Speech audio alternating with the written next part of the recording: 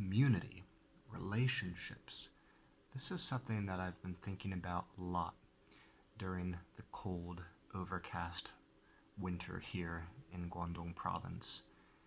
And also with the arrival of my newborn son, I've been thinking about it a lot too. I've been wondering, do I have my priorities straight?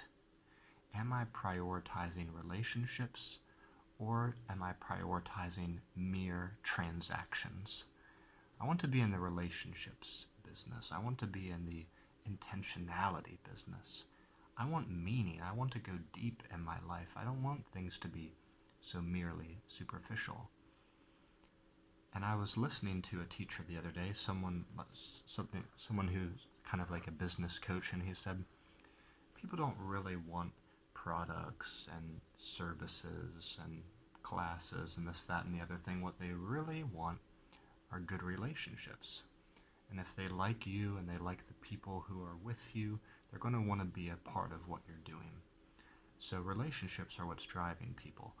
And that point really hit home with me, because I think, yeah, relationships have been sort of the missing puzzle piece for the past 5, 10, 15 years. As social media has exploded, it's got us trapped in this illusion that we have a lot of friendships just because we have a lot of friends or contacts on Facebook or on Twitter, on Instagram. We're thinking we've got so many friends, we communicate a lot, we have these great relationships, but something in our heart tells us there's something awry, something fishy is going on here, something doesn't feel quite right. This doesn't feel like a real relationship.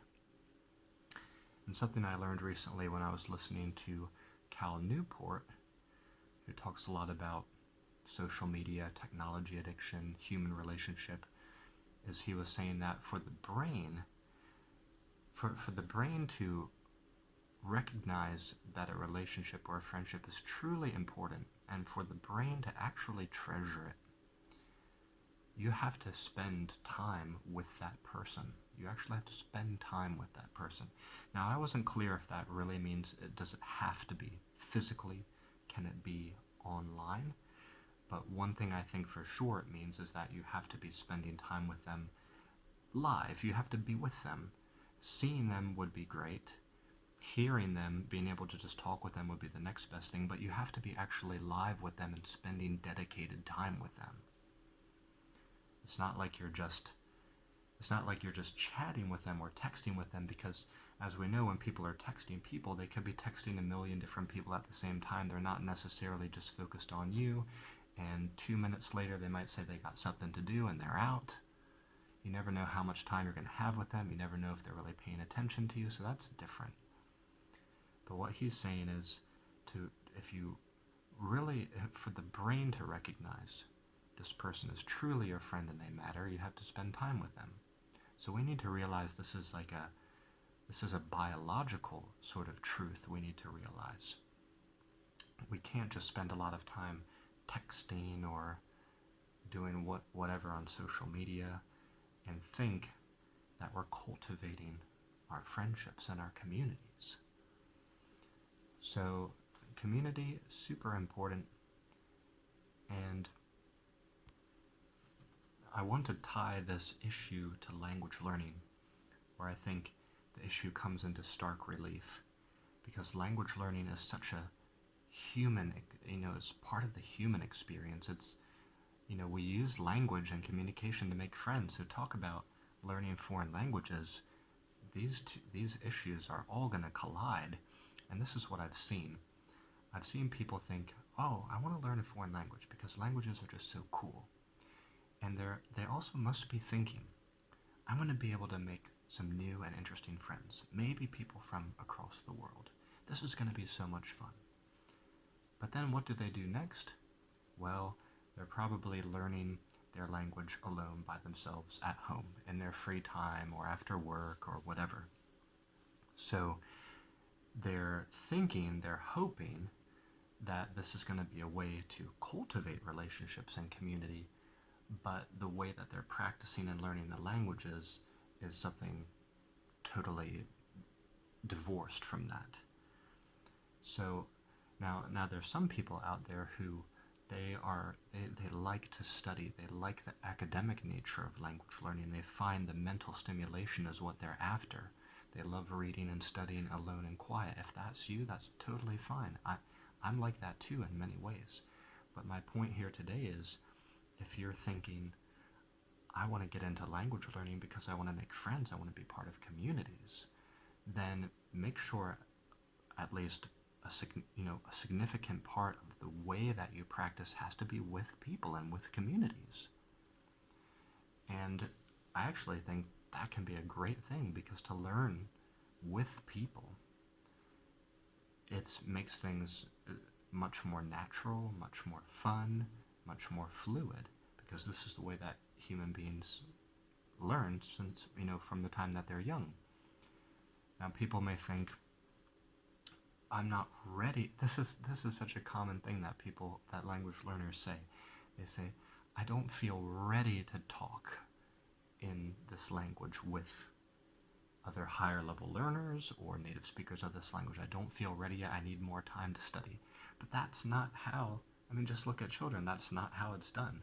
There's not a separate divorced study time where you prepare yourself and then you go to meet people. That's like so awkward. That's like something that an alien visitor from another planet might try to do to make friends with humans or something. We don't have to do it that way. Obviously, personal, individualized study can be a part of what you do. It can and should be a part of what you do. But don't forget that to chat with other people, to make friends, to join in the fray of a community, there's nothing required. There's no prerequisites. There's nothing you need to prepare. There's nothing you need to bring except, a happy self, an open-minded self, someone who wants to make friends. Now, this is, I think, the key for what myself and my community are trying to do with our online gaming sessions for language learners. And I'm excited to get back to those starting in April of this year, 2024. The key for us is community. We have a lot of people who are interested in certain languages, but nobody is learning those languages around them.